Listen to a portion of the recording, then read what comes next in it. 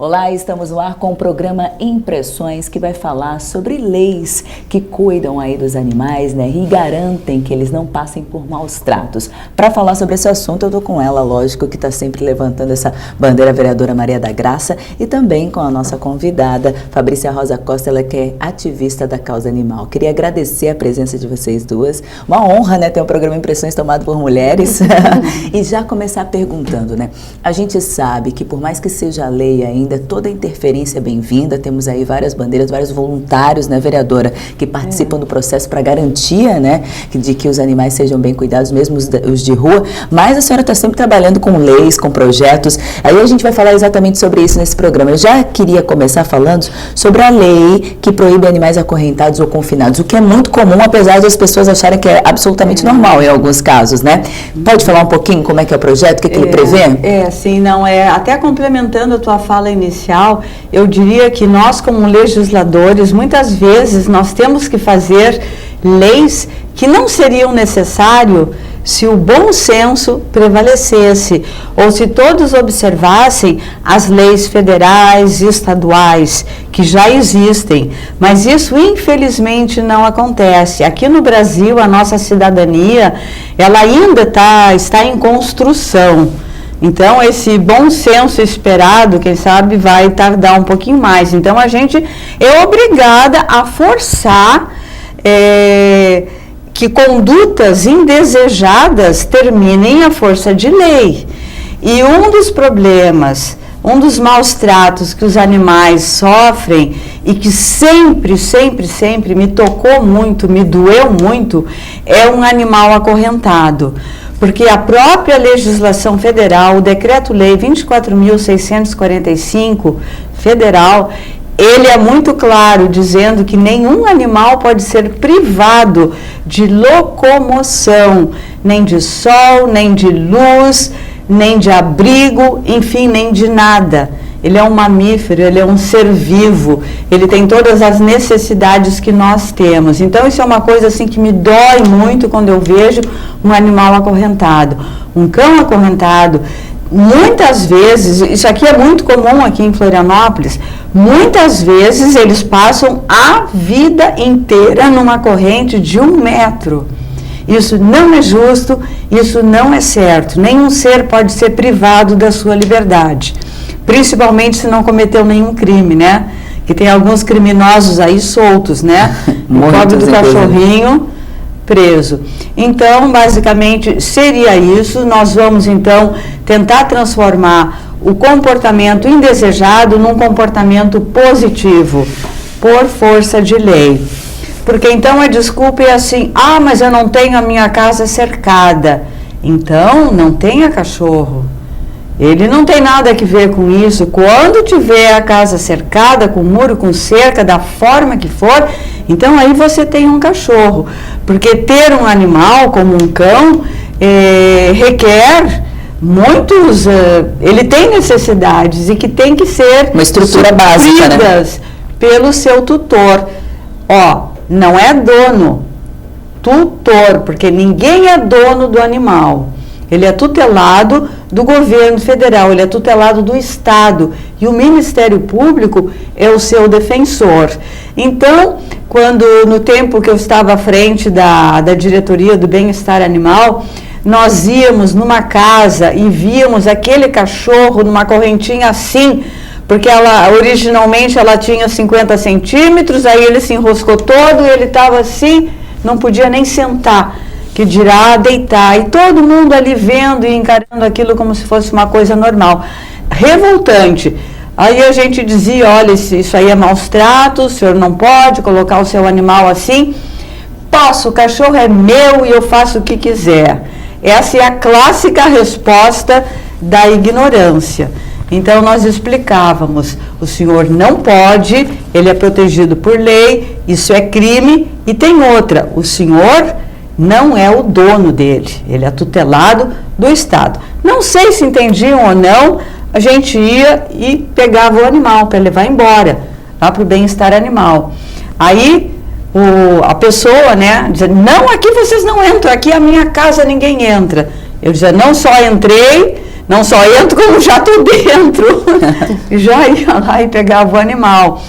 Porque existe essa noção completamente errônea, perversa, isso é que temos posse, né, pelo bichinho. E essa lei que a senhora está falando é a 17.087, que ela vem para complementar, né, o projeto de lei, o 9.643, que já é lei, no caso. Isso. De que forma que ela complementa? Ela dá garantia? Não, ela vai proibir de alguém ter um animal na sua propriedade acorrentado. Não pode. Então é aquilo ali, não pode tê-lo livre, não tem muro, não tem cerca, não tenha. Espere a dar condições. Isso aí são medidas educativas. É pelo bem do animal, mas é pelo bem do povo. É pelo bem do povo. Seria como uma especificação, né? Já que a Lei 9.643, ela proíbe a prática de maus tratos, aí essa PL vem aí para especificar a questão do acorrentados e confinados. Seria isso para quem está em casa e entender também, um pouco melhor. aí já que tu falou em confinados, então eu também estendo isso aí. Não é só a corrente que priva o animal de liberdade e que torna a vida dele impossível. Esse animal, eles vivem muito pouco, sabia? Animal acorrentado, confinado, eles têm uma vidinha miserável, baixas defesas, adoecem e morre. Aí a pessoa vai lá e bota outro no lugar. E aí aquele círculo vicioso e perverso que vai se repetindo.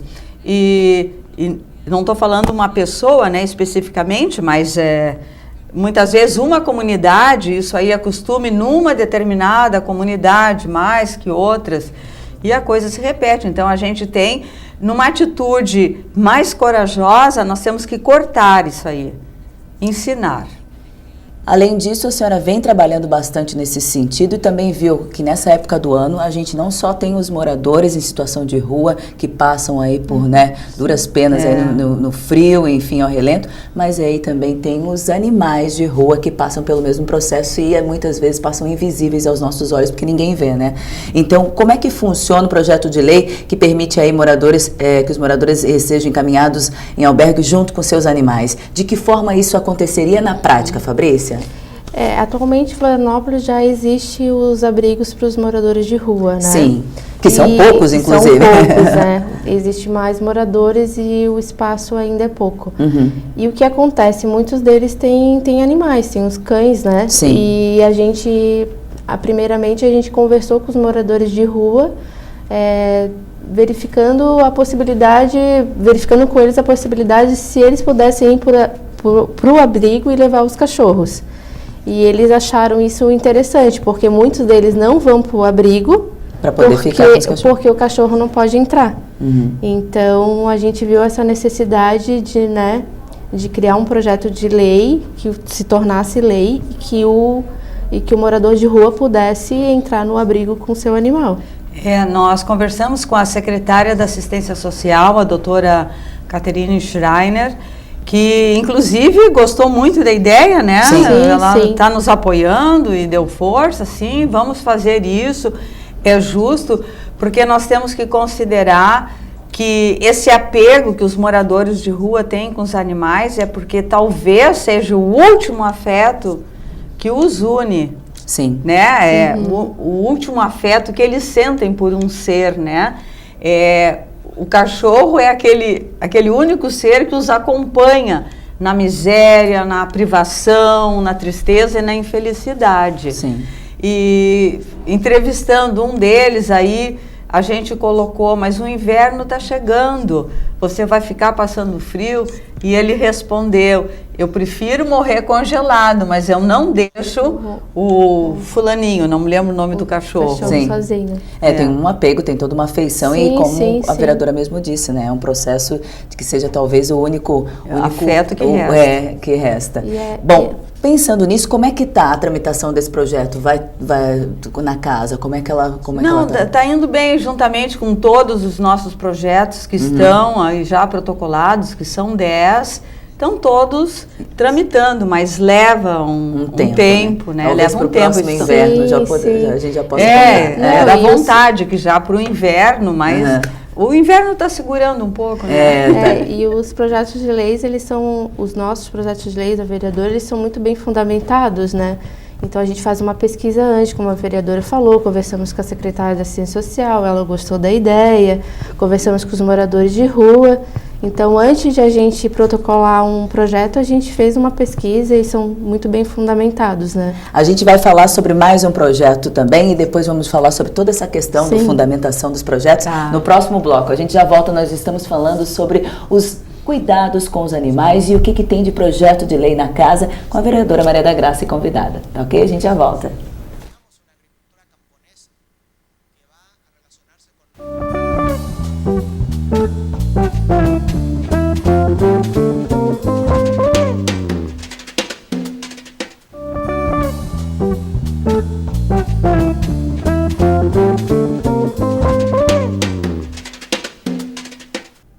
Estamos de volta com o programa Impressões, que hoje está falando sobre cuidado com os animais e todos os projetos que tramitam na casa que garantem esses cuidados, né? Aos cães de rua, aos animais de rua, aos animais que passam por maus tratos, que são acorrentados, que passam aí por dificuldades. Nós estamos falando com a vereadora Maria da Graça, que está garantindo essa causa animal na casa, está representando muito bem, e a Fabrícia Rosa Costa, que é ativista da causa animal também. Bom, num primeiro momento a gente falou sobre 2 projetos que estão tramitando.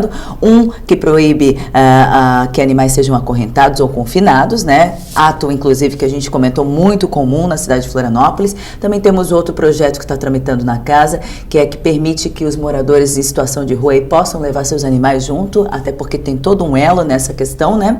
E aí tem um outro projeto também que está tramitando, que protege cães e gatos abandonados e promove seu convívio com a comunidade. Fiquei curiosa, como é que funcionaria isso, vereadora? Sim, é o projeto Cão Comunitário.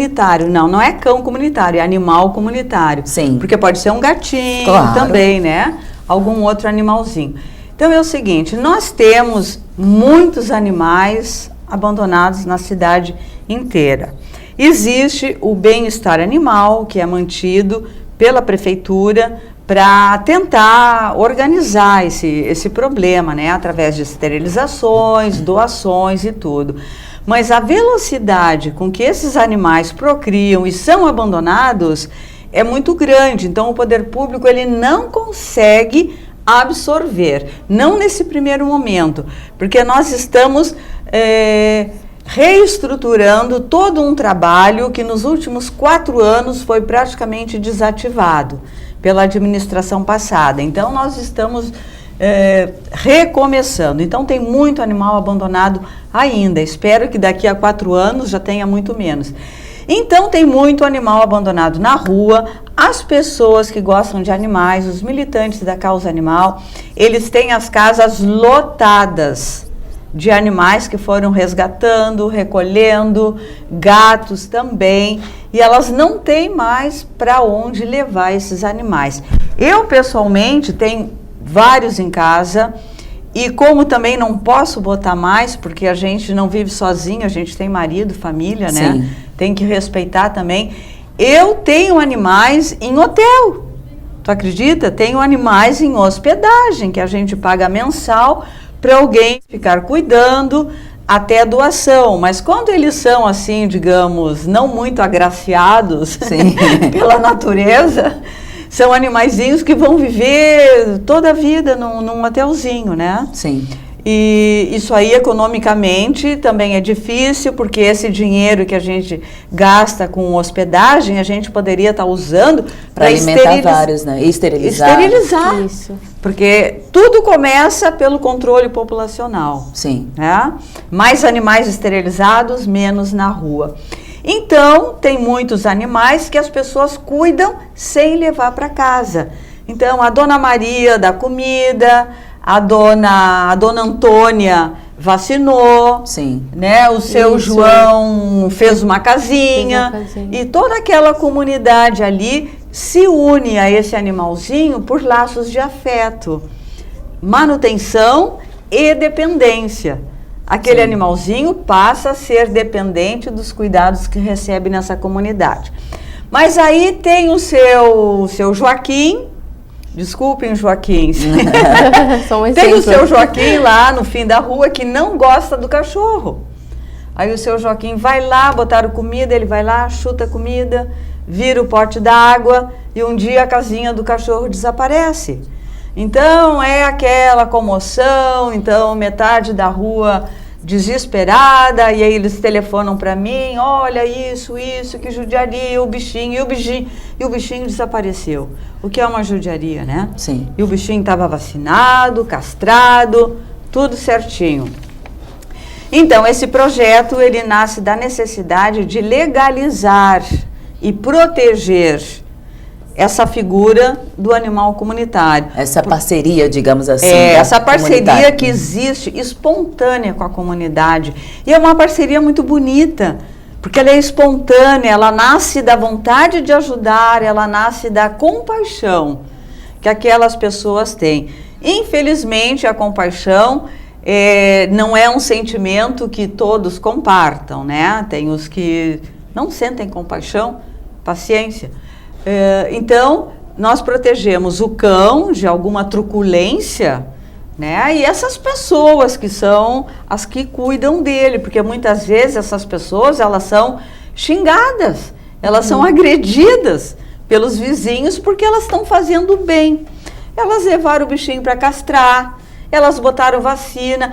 Então, ele não é uma ameaça para a saúde e muito menos vai procriar. Então, eu não vejo por que não amparar esse animal, né? Quer dizer, é falta de caridade, né? Sim, é falta de caridade.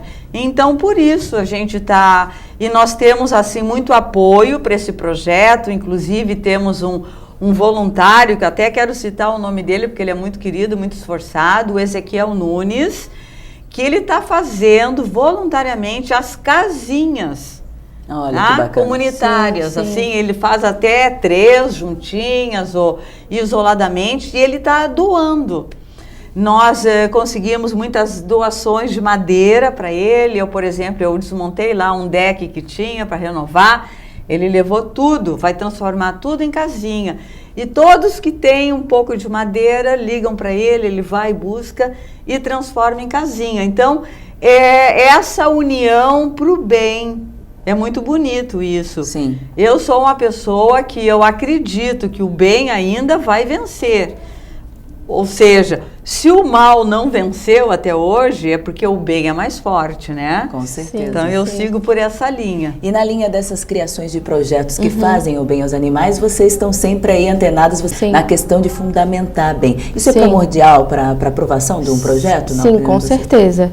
A fundamentação, verificar a previsão de que a gente possa ter a iniciativa do projeto é muito importante para que no fim ela seja aprovada e com fundamentos legais, né?